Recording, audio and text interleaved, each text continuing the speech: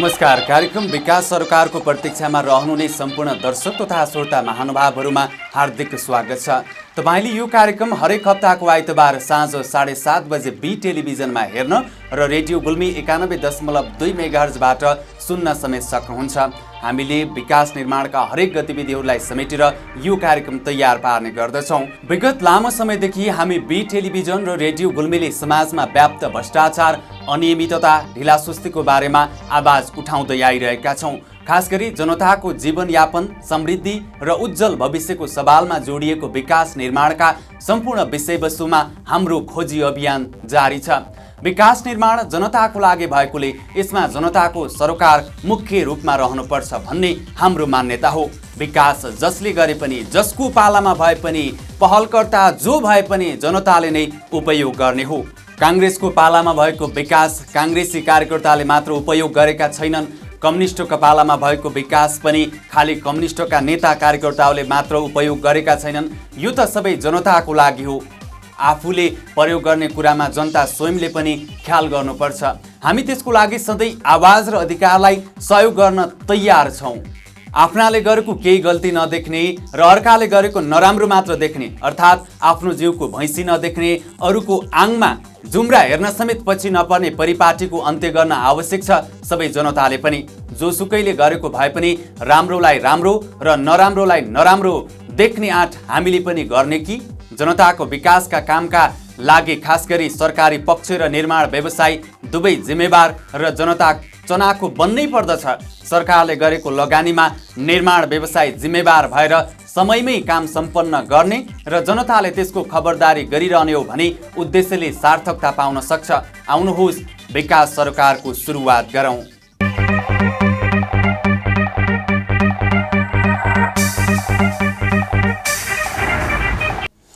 दर्शक तथा श्रोता महानुभावहरू, कार्यक्रम विकास सरकारमा पुनः स्वागत छ। हामीले यस कार्यक्रममा विकास र निर्माणका नै विषयमा चर्चा परिचर्चा गर्ने गर्दछौँ।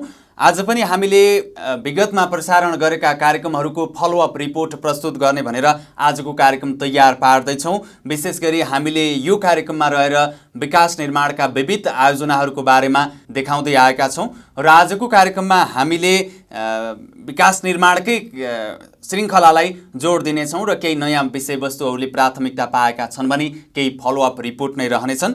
गत हप्ताको कार्यक्रममा हामीले 2 वर्षमा निर्माण सम्पन्न गर्नुपर्ने तर निर्माण व्यवसायीले समयमै काम सम्पन्न नगर्दा 6-7 वर्षसम्म पनि तम्घास पुर्कोट अर्थात् खाम्सेपानी प्युठान पटौटी सडक निर्माण हुन नसकेको विषयवस्तु हामीले कार्यक्रममा उठान गरेका थियौँ र त्यो ढिलासुस्ती हुनुको कारण के हो भनेर प्रश्न पनि गरेका थियौँ। आशा छ यो कामले पनि तीव्रता पाएको छ र अझै चाँडै नै यो काम सम्पन्न रहोस्। त्यसै गरी हामीले गत हप्ताको कार्यक्रमको दोस्रो श्रृङ्खलामा गुल्मी जिल्लाको रेसुङ्गा नगरपालिकाको भवन निर्माणको कार्यमा र त्यसै गरी नापी कार्यालय गुल्मीको भवन निर्माणमा ढिलासुस्ती भएको कुरा उठान गरेका थियौँ। हाम्रो टिमले समाचार बाहेक पनि प्रत्यक्ष भेटेर कामको लागि फलोअप गरिरह्यो। सोही कारणले अहिले रेसुङ्गा नगरपालिकाको भवन निर्माणले तीव्रता पाएको छ भने नापी शाखा गुल्मीको भवन भाडाबाट अहिले आफ्नै भवनमा सरेर सेवा दिइरहेको छ। यो एउटा सकारात्मक कुरा पनि हो र हामीले पटक पटक खबरदारी गरेका थियौँ, पटक पटक ध्यान आकर्षण गराएका थियौँ र नापी कार्यालय गुल्मीले आफ्नै भवनबाट सरेर 22 गतेदेखि उसले चाहिँ सेवा सुचारू गरेको छ। यस सम्बन्धी एउटा फलोअप रिपोर्ट हेर्छौँ, त्यसपछि कार्यक्रमको अन्य विषयवस्तु जोडौँला। हेरौँ नापी कार्यालय गुल्मीले आफ्नै भवनबाट सेवा कसरी दिइरहेको छ। लामो समयको प्रयासपछि नापी कार्यालय गुल्मीले आफ्नै भवनबाट सेवा शुभारम्भ गरेको छ। हामीले अगाडिको कार्यक्रममा निर्माण कार्य र भवनमा सर्न ढिलाइ किन भयो भनेर रिपोर्ट प्रस्तुत गरेका थियौँ। त्यसको 1 महिनापछि नै आश्विन 22 गतेदेखि भने आफ्नै कार्यालयबाट सेवा दिन सुचारू गरेको छ। नेपाल सरकार भूमि व्यवस्था सहकारी तथा गरिबी निवारण मन्त्रालय नापी विभाग अन्तर्गतको नापी कार्यालय तम्घास गुल्मीको भवन निर्माण सकिए पनि ढिलो गरी मात्र सञ्चालनमा आएको छ। 2073 साल भाद्र 20 गते भण्डार थोतुङ DND जेबी तानसेन पाल्पाले 2,19,56,670 रुपियाँमा निर्माण सम्झौता गरेको थियो। त्यसयता पटक पटक म्याद समेत थप गरिएको थियो। भवन निर्माण निर्माणको लागि 4 वर्षमा बल्ल तल्ल काम सकिएको छ। केही ढिलासुस्ती भए पनि अबदेखि निरन्तर कार्यालयबाट सेवा शुभारम्भ गरिएको कार्यालय प्रमुख चुन्नप्रसाद गेवालीले बताउनुभयो। सबैको चाहना र अनुरूप चाहिँ हामी सरेका छौँ र यहाँहरूको पनि सहयोगै रह्यो होइन। केही न्युज उहाँहरूले पनि प्रसारण गर्नुभयो होला, केही कमी कमजोरी भयो होला, हामीबाट पनि केही चाहिँ अब पहल नभएको अवश्य होइन, बुझाइ कहिलेकाहीँ फरक हुन्छ, त्यसलाई तपाईँहरूलाई मैले चाहिँ धन्यवादै दिन चाहन्छु। तर अब जहाँसम्म हामी सरेर सेवा प्रवाह गरेका छौँ, अब सेवाग्राहीको भ्यू समेत राखेर यहाँहरूले प्रसारण गरिदिनुहुनेछ भन्ने मैले अपेक्षा गरेको छु। होइन, यहाँ हामी झ्यालबाट सेवा सहज रूपमा दिएका छौँ। कोभिड-19बाट बच्नको लागि यो असाध्यै बिल्डिङमा चाहिँ के अरे सहजीकरण भएको छ। सेवाग्राहीलाई पनि असाध्यै सजिलो महसुस गर्नुभएको छ। हामीले अझै पनि यहाँ पूर्वाधार हिसाबले अझै मिलाउँदैछौँ होइन। तलबाट सामान ल्याउने क्रम पनि जारी छ। हाम्रो फिल्डबुक त्यसपछि गएर मेसिनरी ऊहरू चाहिँ हामी अब आज चाहिँ लगत्तै ल्याउने तयारीमा छौँ र केही कुराहरू हामी मिलाएर सर्भर कनेक्ट गरेर चाहिँ हामीले फाँटलाई सञ्चालन गर्न सकेका छौँ। फाँट भनेको जुन प्राविधिक फाँट, जुन किता कार्ड, राजीनामाको किता कार्ड, अंशबन्धाको किता कार्डदेखि लिएर नक्साहरू सबै चाहिँ वितरण भइरहेको अवस्था छ। र सेवाग्राहीले पनि अब तलको बिल्डिङमा, भाडाको बिल्डिङमा कन्जस्टेड भन्दा यहाँ चाहिँ असाध्यै राम्रो महसुस गर्नुभएको छ। सामान सार्दै गर्ने क्रममा चाहिँ त्यो भएको हो। तर अब हाम्रो पुरानो बोर्ड छँदैछ, त्यसलाई पनि हामी माथि राख्न भनिसकेका छौँ। यहाँ हामी चाहिँ यहाँ भर्याङ चाहियो होइन। अब सबै भनेको बेलामा सबै कुरा हुँदैन, सबैलाई थाहा नै छ। तल हामीले चाहिँ मालपोतसँग नजिकै भएको हुनाले चाहिँ त्यसमा चाहिँ समस्या छैन। आम सेवाग्राहीलाई छिटो छरितो सेवा प्रदान गर्न नापी कार्यालय गुल्मी तत्पर छ। हिजो पनि थियो र आज पनि छ। उहाँहरूको समस्याहरू गुनासो केही भए कार्यालय प्रमुख समक्ष आएर सिधै गुनासो गर्न सक्नुहुन्छ। गुनासो सुन्ने अधिकारी म हो र कुनै काम कुनै सेवाग्राहीको तलबाट प्राविधिक फाँट अथवा कुनै पनि फाँटबाट रोकियो भने त्यसको जवाबदेहिता मैले दिने हो, जवाबदेहिता लिने हो र उत्तरदायित्व मसँग भएको हुनाले कार्यालय प्रमुखसँग आएर आफ्ना कुराहरू सजिलै राख्नुहुनेछ भन्ने मैले।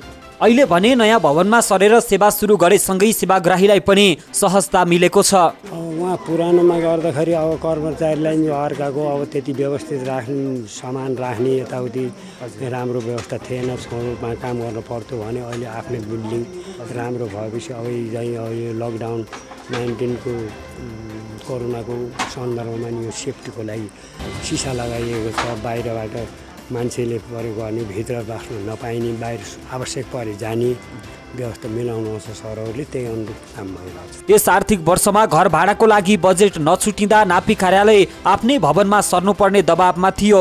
घर भाडामा प्रत्येक महिना 12,000 रुपियाँ खर्चेको नापी कार्यालय गुल्मी अब भने आफ्नै भवनमा सरेपछि भाडा बापतको रकम त जोगिएको छ नै, सेवा समेत प्रभावकारी हुने विश्वास गरिएको छ। नयाँ सुविधा सम्पन्न भवनबाट सेवा प्रवाह भएसँगै सहजता आउने सेवाग्राहीले अपेक्षा गरेका छन्।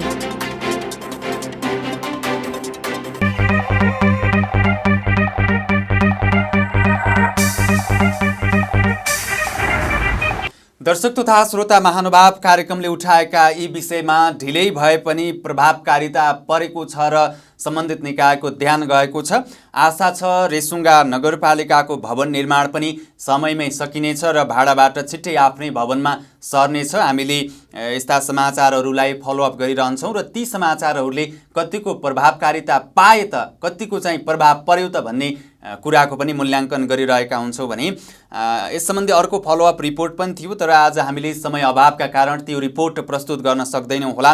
हामीले उठान गरेको रेसुङ्गा नगरपालिकाको भवन निर्माण कार्यालय कार्यक्रममा रिपोर्ट प्रसारण भइसकेपछि र उहाँहरूसँग कुराकानी भइसकेपछि भवन निर्माणको काम तीव्र गतिमा भइरहेको छ र मेयरसँग पनि हामीले कुराकानी गरेका थियौँ र उहाँले पनि छिट्टै नै यो काम सम्पन्न गर्ने गरी काममा लागेको जानकारी दिनुभएको छ। हामीले उठान गरेका यी विषयवस्तुहरू सँगसँगै तपाईँको गाउँठाउँमा पनि यस्तै ढिलासुस्ती, अनियमितता, भ्रष्टाचार भएको छ भने तपाईँले हामीलाई बी टेलिभिजन मार्फत 98 473 89 115मा फोन गरेर जानकारी गराउनुहोला। हामी तपाईँकै घर आँगनमा आएर कार्यक्रम निर्माण गर्नेछौँ र सत्य तथ्य बुझ्ने प्रयास गर्नेछौँ। सम्बन्धित सरोकारवाला निकायहरूको ध्यान आकर्षण पनि बनाउनेछौँ। अब लागौँ आजको कार्यक्रमको अर्को विषयवस्तुतर्फ। अहिले कोरोना सङ्क्रमणका कारण सबैको ध्यान यसको रोकथामको लागि गएको छ। सबैले कोरोनाबाट कसरी जोगिने भनेर सोचिरहेका छन्। तर केही आपराधिक मानसिकता बोकेका मान्छेहरू भने जङ्गल पसेर जङ्गली जनावर नै सखाप पार्न थालेका छन्। 2077 सालको सुरुमा हामी मुस्टिकोट नगरपालिकाका मेयर सोमनाथ सापकोटा, वडा अध्यक्ष प्रकाश काफ्ले, त्यसैगरी नारायण सापकोटा लगायतको टिम, नेपाल पत्रकार महासङ्घ गुल्मीका अध्यक्ष नवराज भुषालको टिमसहित मुस्टिकोट नगरपालिकाको सालिमे दहमा गएका थियौँ र हाम्रो यात्रा निकै नै सुखद थियो। जाँदा जाँदै त्यहाँ पनि हामीले एउटा ढेँडु मृत अवस्थामा भेटायौँ। उक्त ढेँडुलाई गोली लागेको थियो र त्यहीँ छोडेर गएका थिए तिनीहरूले। यस्ता धेरै घटनाहरू छन् हाम्रो गुल्मी जिल्लामा, तर सम्बन्धित निकायले ध्यान दिएको छैन। विकास निर्माणको पक्षमा यो कसरी प्रवेश पायो भन्ने सोच्नु भएको होला। यो पनि एउटा विकासकै श्रृङ्खला हो। हामीले आधुनिकताको नाममा जङ्गली जनावरहरू, जङ्गलमा भएका अमूल्य वनस्पतिहरू नष्ट त गर्दै छैनौँ।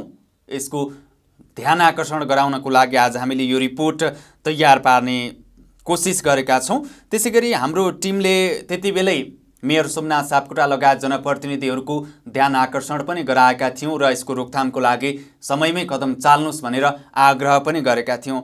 तर त्यति नै बेला मेयर लगायतका जनप्रतिनिधिहरूले हुन्छ हामीले सम्बन्धित ठाउँमा खबर पनि गरेका छौँ त भन्नुभयो, तर यसको रिजल्ट के भयो हामीलाई थाहा छैन, हामीलाई जानकारी आएको छैन र अन्य ठाउँहरूमा यस्तै छ। यही आश्विन 24 गते शनिबार राति पनि यस्तै क्रियाकलाप गर्नेहरू भेटिए रेसुङ्गा क्षेत्रमा।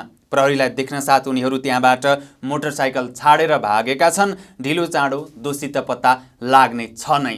दर्शक तथा श्रोता महानुभाव, गुल्मी जिल्लाको अन्य ठाउँहरू जस्तै सत्यवती क्षेत्रको ठुलो वनजङ्गलको एरिया छ, त्यहाँ त्यसैगरी मालिका, मदाने, सालिमे दह, रेसुङ्गा, कालीगण्डकी गाउँपालिकाको जङ्गलमा समेत यस्ता घना जङ्गलमा चोरी सिकारीहरूले आक्रमण गरी जङ्गली जनावर नै सिद्ध्याउँदैछन्। यो हामी सबैको सरकारको विषय पनि हो। त्यसैले आजको कार्यक्रममा यसलाई समावेश गरेका छौँ। पहिले यो एक रिपोर्ट हेरौँ, त्यसपछि थप कुराकानी गर्नेछौँ। जिल्ला प्रहरी कार्यालय गुल्मीले 2वटा मोटरसाइकल सहित विस्फोटक पदार्थ बरामद गरेको छ। जिल्लाको रेसुङ्गा नगरपालिका वडा नम्बर 3 रेसुङ्गा संरक्षित वनको गौशालामा 2वटा मोटरसाइकल र विस्फोटक पदार्थ बरामद गरेको जिल्ला प्रहरी कार्यालय गुल्मीका प्रहरी नायब उपरीक्षक डीएसपी केदारराज पन्तले जानकारी दिए।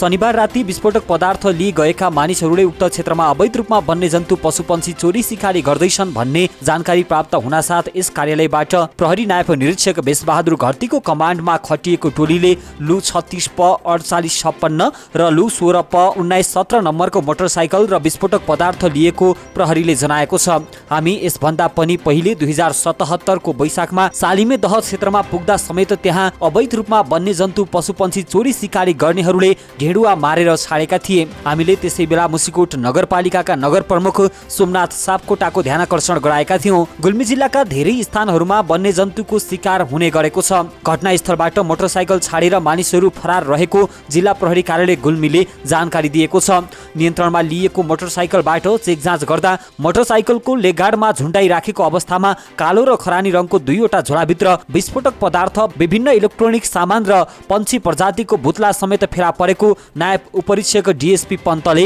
जानकारी दिए। अन्दाजी 3-4 जना मान्छेहरू जङ्गलतिर बन्दुक बोकेर भागेको देखियो र उक्त ठाउँमा उनीहरूले छोडी गएका 2वटा मोटरसाइकल थान र त्यो मोटरसाइकलमा झुन्ड्याइ राखेको एउटा झोला समेत फेला पारी। झोला चेक जाँच गर्दाखेरि लु 36 प 4856 नम्बरको पल्सर बाइक, लु 16 प 1917 नम्बरको होन्डा बाइक, बारुद 175 ग्राम मसिनो 100 ग्राम मोटो, छर्रा फलामको 115 ग्राम, किटको 60 ग्राम, सिसाको 150 ग्राम, केप 21 थान, केपमा प्रयोग हुने पटका सानो 2 रोल, लाइटको ब्याट्री, ठुलो लाइटको ब्याट्री 3 थान, अनि रेती 2 थान, पेचकस 2 थान, सिलाउने धागो 3 थान, केप बनाउन प्रयोग हुने औषधिको खाली खोल 6 थान, बन्दुक सफा गर्ने तेल एउटा आई ड्रप्सको डिब्बामा राखेको, अनि सलाई तीर सलाई थान 1, कैँची थान 1, अनि त्यो बन्दुक सफा गर्ने कपडा एनसिएलको झोला 1, पछाडि भिर्ने स्कुल ब्याग थान 1, कम्मर ब्याग थान 1,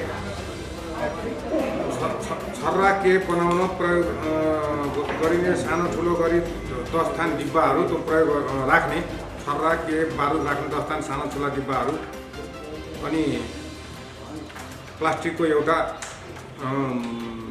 रक्सीको सानो डिब्बा 1 थान गरी बरामद गरिएको छ। यसलाई चाहिँ आवश्यक कारबाहीको लागि जिल्ला वन कार्यालयमा हामीले आजै पेश गर्नेछौँ। प्रहरीले बरामद गरेका सामग्रीहरूलाई आइतबार सार्वजनिक गरेको हो। वनमा बरामद गरिएका सामग्री र मोटरसाइकल कसको हो भन्ने बारे प्रहरीले थप अनुसन्धान गरिरहेको डीएसपी पन्तले जानकारी दिए। हालसम्म मोटरसाइकल धनी र बरामद सामग्री कसको भन्ने बारे पहिचान नभएको जिल्ला प्रहरी कार्यालय गुल्मीले जानकारी दिएको छ। रेसुङ्गा संरक्षण समितिका अध्यक्ष सुरेश चन्द्र भुषालले आफूहरूले प्रशासन कार्यालयलाई पटक पटक जानकारी गराउँदा पनि कसैले चासो नदिएको आरोप लगाए। उनले अब यो घटनाले गर्दा थप खोज्नु पर्ने आवश्यकता आएको बताए। यस्तो गतिविधि गरेर गरिरहेका मान्छेहरू अपरझट भेटियो। वास्तवमा यसलाई खोज्ने भनेर जाने हो भने 12वटा गाउँपालिका वरिपरिका जहाँ जता साथीहरू छन् यहाँहरूलाई अलिकता सहयोग गराएर काम गर्ने हो भने यस्ता किसिमका क्रियाकलापहरू प्रशस्त भएका छन्। यसलाई संरक्षण गर्नुपर्ने थियो। केही साथीहरू अब भेटिनु भएको छ। सायद यसलाई चाहिँ कडाभन्दा कडा कारबाही गरेर वनमाथि यस्ता जनावरमाथि हस्तक्षेप गर्ने उसलाई कडाभन्दा कडा कारबाही गरेको नैसियत गर्ने अवस्था पुर्याएर र भोलिबाट यस्ता खालका समस्याहरू नदोहोरिउन् र यसले प्रशासनलाई पनि एउटा कुरा सजग गरायो। किनभने हामी समितिका मान्छेले पटक पटक भनिरहेको थियौँ यस्तो हुन्छ है, यस्तो हुन्छ, तपाईँहरू सहयोग गर्नुहोस् भनेर भन्दा उहाँहरूलाई कहीँ के भएछ यो त्यतिका कुरा संरक्षण समितिले गर्छ, धार्मिक वन जिम्मा लिएको छ, उसैले काम गरोस् भन्ने अवस्था थियो। हामी धार्मिक कुराकानी गर्ने राम राम भनेर अथवा कीर्तन गाएर हुँदो रहन्छ। यसमा सशक्त रूपमा एउटा अनुशासनको पनि आवश्यकता पर्दो रहेछ। किनभने त्यो काम लगाउनु पर्दो रहेछ। त्यो हामीले गर्दाखेरि भनिरहेको थिएनौँ। अब उहाँहरूलाई पनि हामीले भनेका कुराहरू वास्तवमा यो रहन्छ, यिनीहरूले भनेकै रहेछन् या वास्तवमा यो नगरी नहुने अवस्था रहेछ भनेर प्रशासनले पनि बुझ्ने अवस्था रह्यो। र यी व्यक्तिहरू जसले चोरी सिकारी गरेर यही व्यवसाय गरेर अरू केही कुराकानी नगएर जङ्गलका जनावरहरूलाई मारेर जुन प्रकारको चोरी सिकारी गरेर जीवनयापन गर्ने उहाँहरू गर्नुभएको छ, उहाँहरूलाई पनि निरुत्साहित गराएर अब यसलाई यो जैविक विविधताको संरक्षणको साथसाथै जनावरहरूको संरक्षण गरेर बाहिरका मान्छेहरू पनि डिभिजन वन कार्यालय गुल्मीका डिभिजन वन अधिकृत प्रभात सापकोटाले दोषी जो कोही भए पनि कारबाही गर्ने बताए। उनले कर्मचारी लगायतका समस्या रहेको स्वीकार समेत गरेका छन्। कारबाही त अवश्य अगाडि बढ्छ। अब त्यसमा दुईटा ऐन आकर्षित हुन्छन्। एउटा चाहिँ अब खर्खजना तथा हतियार सम्बन्धी चाहिँ ऐन अब यो कार्यान्वयन गर्ने नेपाल प्रहरी र जिल्ला प्रशासन कार्यालय मार्फत चाहिँ त्यता हुने भयो भने, अर्को यो वन्यजन्तुसँग सम्बन्धित कसुरहरूको चाहिँ हामीले यसलाई छानबिन गर्ने चाहिँ यहाँबाट गर्छौँ र त्यसको अवस्था हेरेर हामीले चाहिँ यो जिल्ला अदालतमा हामीले चाहिँ अब मुद्दाहरू दायर गर्न सक्छौँ। कुनै चाहिँ अब जिल्ला अदालत त्यहाँ हुने भयो, कुनै चाहिँ यो डिभिजन वन कार्यालयमा पनि चाहिँ हुन्छन्। तर अब यसमा पनि अहिले यो संविधान कार्यान्वयनको चरणमा कतिपय यो चाहिँ ऐनहरू कसले इम्प्लिमेन्टेसन गर्ने भन्ने कुराहरू पूर्णता नपाएको कारणले धेरैजसो यस्ता मुद्दाहरू अदालतमै दायर हुने गरेका छन्। अब यसमा उनीहरूलाई बयान लिइसकेपछि त्यो के कसरी चाहिँ आएका हुन् होइन, के कति कस्ता चाहिँ उनीहरूसँगबाट प्रमाणहरू बरामद भएका छन् होइन, ती सबै विश्लेषण गरेर यताबाट चाहिँ वन्यजन्तु मार्ने उद्यम अन्तर्गत हामीले मुद्दा चलाउन सक्छौँ भने उतापट्टि अब जिल्ला प्रशासनबाट हुने नेपाल प्रहरीबाट उता दायर गर्ने मुद्दामा हतियार तथा खर्खजना ऐन अन्तर्गत उहाँहरूले चाहिँ कारबाही गर्ने अथवा मुद्दा चलाउने चाहिँ प्रक्रिया हुन्छ। जिल्लाका अन्य थुप्रै वन जङ्गलमा यसरी नै अवैध रूपमा वन्यजन्तु पशुपन्छी चोरी सिकारी गर्ने गरिएको छ। तर यसमा कसैको नजर पुग्न सकेको छैन। धेरै ठाउँमा भएका यस्ता घटनामा दोषीलाई पक्राउ गरी कडाभन्दा कडाई कारबाही गर्नुपर्दछ।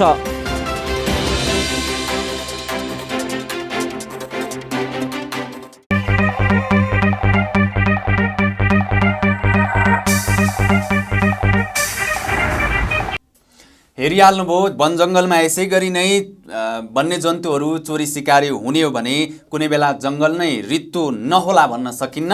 हामीले यसै सन्दर्भमा आज डिभिजन वन कार्यालय गुल्मीका डिभिजन वन अधिकृत प्रभात सापकोटालाई भेटेर तपाईँहरूले के हेरेर बसिरहनु भएको छ, कतै चोरी सिकारी भएको समाचार पाउनुहुन्छ कि पाउनुहुन्न, अनि पायो भने के गर्नुहुन्छ यसको रोकथामको लागि भनेर उहाँसँग छोटो जिज्ञासा राखेका छौँ। उहाँको जवाब जस्ताको तस्तै। गस्ती पनि हुन्छ भन्ने किसिमले हामीले अब यहाँको टिम छ अनि प्रहरी समेतको चाहिँ एउटा मुचुल्का उठाएर अब हामी रिलिज पनि हुन्छ गस्ती पनि हुन्छ भनेर चाहिँ त्यही समय उपभोक्ता पारेर चाहिँ गएका थियौँ। त्यतिखेर जाँदाखेरि अब प्रहरी साथीहरू यहाँ चाहिँ बेलुका आएर मुचुल्का भइसकेपछि अब रिलिज गर्न जाने भनिसकेपछि उहाँहरू चाहिँ फर्कनुभयो। हाम्रो टिम चाहिँ फेरि अगाडि बढिरहेको थियो। अगाडि बढ्ने क्रममा चाहिँ हाम्रो साथीहरू 5 जना जानुभएको थियो यहाँको सभाको टिम है। जाँदाखेरि बाटोमा 2टा मोटरसाइकल चाहिँ देख्नुभयो अनि शङ्कास्पद किसिमको चाहिँ देखियो र यो चाहिँ अब जङ्गलको त्यो शङ्कास्पद भएर भित्र अब चाहिँ के चाहिँ वन्यजन्तुको चाहिँ चोरी गरेर पक्रेर चाहिँ ल्याएको केही चाहिँ आखेटो पारहरू छन् कि अथवा के छन् भनेर चाहिँ उहाँहरूले हेर्नुभएको छ। त्यो शङ्कास्पद देखिएको हुनाले भित्र चाहिँ खोलेर हेर्दा बारुद रहेछ।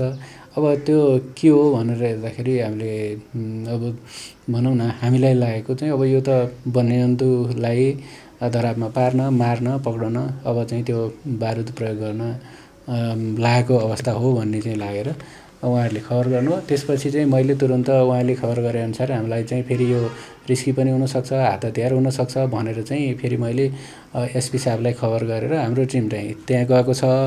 त्यहाँ चाहिँ थप अब यो त्यति टिमले मात्रै नहुनसक्छ हात हतियार हुनसक्छ हामीसँग हात हतियार छैन। त्यस भएको हुनाले त्यहाँ फोर्स पठाउनु पर्यो भनेर चाहिँ मैले पहिला सिडिओ साहबलाई रिक्वेस्ट गरेँ। सिडिओ साहबले रिक्वेस्ट गरिसकेपछि एसपी साहबलाई चाहिँ उहाँले भन्नुभयो। मैले एसपी साहबलाई अनि एसपी साहबसँग पनि कुरा गरेँ अनि उहाँले चाहिँ फेरि समन्वय गरेर सिडिओ साहब एसपी साहब र म समन्वय भएर अनि चाहिँ त्यहाँबाट फोर्स पठाउनु भयो।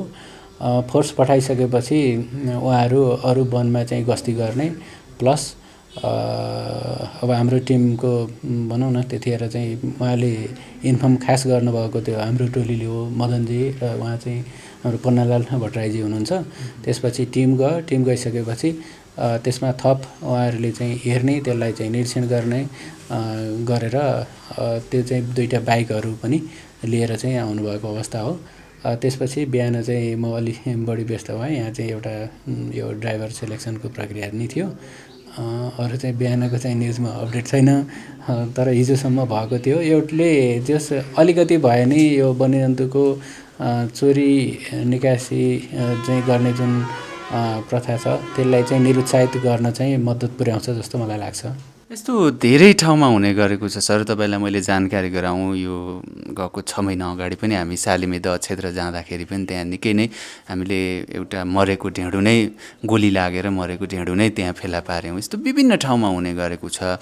तपाईँहरूको त्यहाँ नजर पुगेन कि अथवा स्रोत र साधनको कमी भयो कि के भइरहेको छ सर? तपाईँहरू के गर्दै हुनुहुन्छ? यसमा चाहिँ यो मध्य पहाडी क्षेत्रहरूमा खास गरी संरक्षणको मोडालिटी हेर्नुहुन्छ भने सबै सामुदायिक वनहरूको रूपमा दिने र समूहहरूलाई नै एक्टिभ गराउने। एउटाका आँखा भन्दा चाहिँ समूहका हजारौँ आँखा हुन्छन् र उनीहरूले संरक्षण गर्न सक्छन् भन्ने मान्यताले सामुदायिक वनको रूपमा कबिलियती वनको रूपमा हैन यो वनहरूलाई हस्तान्तरण गर्ने र त्यहाँको चाहिँ जडीबुटी वन वन्यजन्तु यी सबै चिजहरू उनीहरूको माध्यमबाट संरक्षण गर्ने नेपाल सरकारले लिएको मूल नीति हो। यति मात्रले पुग्दैन भनेर चाहिँ अति संवेदनशील क्षेत्र र तराईका चाहिँ वनहरूमा भने सशस्त्र वन रक्षकहरूको नै व्यवस्था गरेको छ। मध्य पहाडी जिल्लाहरूमा संरक्षणको लागि चाहिँ डिभिजन वन कार्यालय र चाहिँ समूहको सहकार्यमा कुनै त्यस्ता संवेदनशील क्षेत्र छन् भने अनुगमन गर्दाखेरि रिस्की भयो भने हाम्रो अल्टिमेटम फोर्स भनेको नेपाल प्रहरी नै हो। सिडिओ साहब मार्फत चाहिँ त्यो परिचालन हुने नै हो।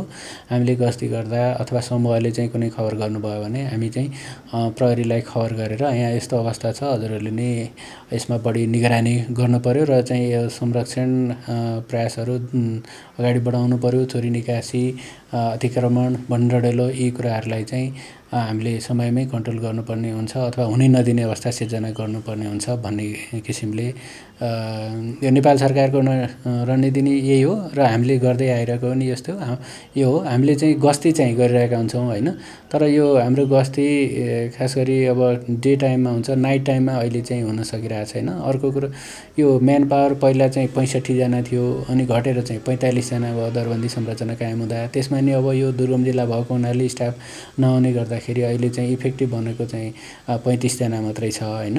त्यसले गर्दाखेरि एउटाले 2टा डिभिजन चाहिँ हेरेर चाहिँ काम गर्नुभएको छ। हाम्रो म्यान पावर चाहिँ अहिले भनौँ न लगभग आधाभन्दा नि कम भएको अवस्थाले हामीलाई चाहिँ चाहेअनुसार चाहिँ यो नियमित रूपमा गस्ती परिचालन गर्न, ठाउँ ठाउँमा प्रचार प्रसार गर्न त सकिरहेका छैनौँ होइन। तर पनि अब यो अरू आगलागी हुने केसमा हाम्रो चाहिँ नेपाल प्रहरी, नेपाल आर्मी तुरुन्तै हामीले भन्ने बित्तिकै, फोन गर्ने बित्तिकै गएर उहाँहरू एक्सन लिनुहुन्छ होइन। यसमा कन्ट्रोल गर्नु पनि हामी चाहिँ सफलै भएका छौँ भन्नुपर्छ। गत साल चाहिँ अब मौसमले नै साथ दिएको हुनाले ठुला घटनाहरू चाहिँ भएनन्। अब यो चोरी निकासी चाहिँ बाहिरी जिल्लामा हुने चाहिँ सम्भावना त कम छ, तर भित्रपट्टि चाहिँ वन्यजन्तुहरूको यो भनौँ न यहाँ चाहिँ ठुला संरक्षित जनावरहरू चाहिँ त कमै छन्। तर पनि भएका जनावरहरू जे जति हुन्छ तिनीहरू पनि अब यता कता यो चोरी निकासी भन्दा नि चोरी सिकारी चाहिँ भएको चाहिँ अवस्था छ। त्यसलाई चाहिँ हामीले यी सामुदायिक वनहरूलाई अलिकति एक्टिभेट गर्ने काम एउटा गरिरहेछौँ। वनरक्षकहरूलाई नै चाहिँ त्यतातिर चाहिँ अलि बढी चाहिँ ध्यान दिन चाहिँ भनिरहेछौँ। जिल्ला प्रशासन, नेपाल आर्मी अनि चाहिँ नेपाल प्रहरी, सबै सामुदायिक वनहरू संरक्षणकर्मी सबै साथीहरूलाई बोलाएर चाहिँ हामीले समन्वय बैठक चाहिँ गरिरहेका छौँ। समन्वयले बैठक गरे अनुसार प्रत्येक वडामा चाहिँ पनि आफ्नो वडामा निगरानी गरिदिनु हुन र यसप्रति चाहिँ अब यो संरक्षणप्रति सचेतना जगाउने कामहरू समेत गरिदिनु हुन भनेर वडाहरूलाई पनि हामीले चाहिँ भनेका छौँ। यहाँ चाहिँ अब यहाँको मेयर साहब अनि नजिकैको गुल्मीदरारको मेयर साहब पनि हुनुहुन्थ्यो हाम्रो बैठकमा होइन। र यो किसिमले हामीले पहल गरिरहेका छौँ। यद्यपि यो मात्रै चाहिँ पर्याप्त होइन र थप हामीले एउटा चाहिँ वनरक्षक चाहिँ हामीले पनि गर्नुपर्छ भनेर अहिले चाहिँ वन हेरालो भनौँ न, वनरक्षक त हामी नै छौँ। त्यहाँ चाहिँ त्यही रेसुङ्गाको अथवा बढी चाहिँ जहाँ चोरी निकासी हुन्छ त्यसलाई चाहिँ अलि स्पेसल गर्नुपर्छ भनेर एउटा चाहिँ अहिले त्यो व्यवस्था हामीले बजेट आइसकेको छ, त्यसलाई चाहिँ हामी व्यवस्था गर्छौँ। त्यस्तै बिसिएनले पनि अब यो कुखुरा अथवा चराहरू चाहिँ बिसिएनले भनेको बर्ड कन्जर्भेसन नेपाल हो, त्यसले पनि संरक्षणमा चाहिँ योगदान पुर्याउँदै आएको छ। र अर्को असारसम्मको लागि मासिक 10,000 दिने गरी चाहिँ एकजना चाहिँ उसले पहिलादेखि नै व्यवस्था गरेर छ, उसलाई पनि परिचालन गर्न सकियोस् भन्ने किसिमले हामीले चाहिँ अब कार्यक्रमहरू तय चाहिँ गर्दैछौँ। जस्तो हिजो पक्राउ परेका ती बाइकहरू जो तपाईँ यहाँहरूले र प्रहरीले चाहिँ बरामद गरेको छ, अहिले त दोषी त्यहाँको पत्ता लागेको छैन। यदि पत्ता लाग्यो भने यहाँहरूले कारबाही अगाडि बढाउनुहुन्छ? कारबाही त अवश्य अगाडि बढ्छ। अब त्यसमा 2टा ऐन आकर्षित हुन्छन्। एउटा चाहिँ अब खर्खजाना तथा हतियार सम्बन्धी चाहिँ ऐन अब यो कार्यान्वयन गर्ने नेपाल प्रहरी र जिल्ला प्रशासन कार्यालय मार्फत चाहिँ त्यता हुने भयो भने, अर्को यो वन्यजन्तुसँग सम्बन्धित कसुरहरूको चाहिँ हामीले यसलाई छानबिन गर्ने चाहिँ यहाँबाट गर्छौँ र त्यसको अवस्था हेरेर हामीले चाहिँ यो जिल्ला अदालतमा हामीले चाहिँ अब मुद्दाहरू दायर गर्न सक्छौँ। कुनै चाहिँ अब जिल्ला अदालत त्यहाँ हुने भयो, कुनै चाहिँ यो डिभिजन वन कार्यालयमा पनि चाहिँ हुन्छन्। तर अब यसमा पनि अहिले यो संविधान कार्यान्वयनको चरणमा कतिपय यो चाहिँ ऐनहरू कसले इम्प्लिमेन्टेसन गर्ने भन्ने कुराहरू पूर्णता नपाएको कारणले धेरैजसो यस्ता मुद्दाहरू अदालतमै दायर हुने गरेका छन्। यसमा उनीहरूलाई बयान लिइसकेपछि त्यो के कसरी चाहिँ आएका हुन् होइन, के कति कस्ता चाहिँ उनीहरूसँगबाट प्रमाणहरू बरामद भएका छन् होइन, ती सबै विश्लेषण गरेर यताबाट चाहिँ वन्यजन्तु मार्ने उद्यम अन्तर्गत हामीले मुद्दा चलाउन सक्छौँ भने उतापट्टि अब जिल्ला प्रशासनबाट हुने नेपाल प्रहरीबाट उता दायर गर्ने मुद्दामा हतियार तथा खर्खजाना ऐन अन्तर्गत उहाँहरूले चाहिँ कारबाही गर्ने अथवा मुद्दा चलाउने चाहिँ प्रक्रिया हुन्छ। यो घटनामा पनि राजनीतिक दलको प्रभाव पर्न सक्छ। तपाईँहरूले कुनै पनि हालतमा कारबाही गरेर देखाउन सक्नुहुन्छ ताकि ती मान्छेहरू कारबाहीको भागीदार अथवा कानुनको कठघरामा आयो भने अन्य मान्छेहरू पनि केही ब्याक हुन सक्छन्?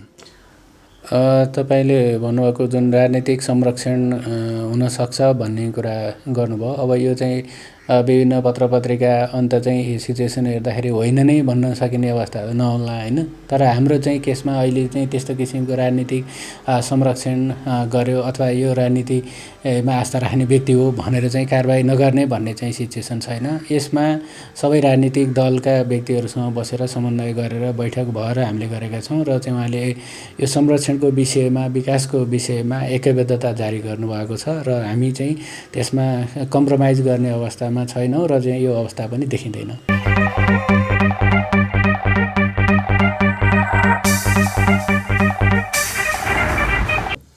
वन जङ्गलमा पाइने यस्ता वनस्पति र वन्यजन्तुहरूको चोरी सिकारी हुने गरेको छ। यो त प्रष्टै भइसक्यो यी दुईवटा घटनाहरूले पनि। तर पनि कसैले चासो भने दिएका छैनन्। सम्बन्धित सरकारवालाहरू मौन बसेका छन्। हामी आधुनिकताको नाममा कता हराउँदै गइरहेका छौँ खै कुन्नी। अब हाम्रो पनि नजर यस विषयमा परेको छ र हामीले निरन्तर बारम्बार यो घटनालाई फलोअप गरिरहनेछौँ र सम्बन्धित जो दोषी छ त्यसलाई कानुनी कठघरामा त ल्याउनै पर्ने हुन्छ ताकि अरूले यस्तो कुकर्म गर्ने प्रयास नगरोस्। यिनै विषयवस्तुहरू सँगसँगै आजको कार्यक्रम विकास सरोकार यति नै। अर्को कार्यक्रममा फेरि विविध विषयहरूको साथमा आउने नै छौँ। तपाईँको गाउँठाउँमा पनि ढिलासुस्ती र विकास निर्माणको कार्यमा लापरवाही भएको जस्तो तपाईँलाई लागेको छ भने 9843790115मा फोन गरेर जानकारी गराउनुहोला। हामी तपाईँको गाउँठाउँमा आउनेछौँ र कार्यक्रम तयार पारेर सम्बन्धित सरकारवालाहरूको ध्यान आकर्षण त गर्ने छौँ नै।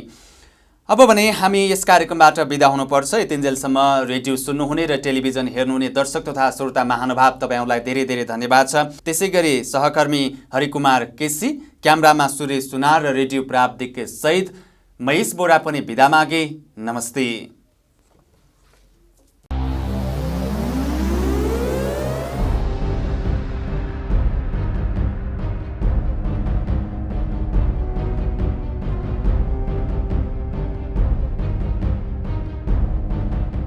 Thank you.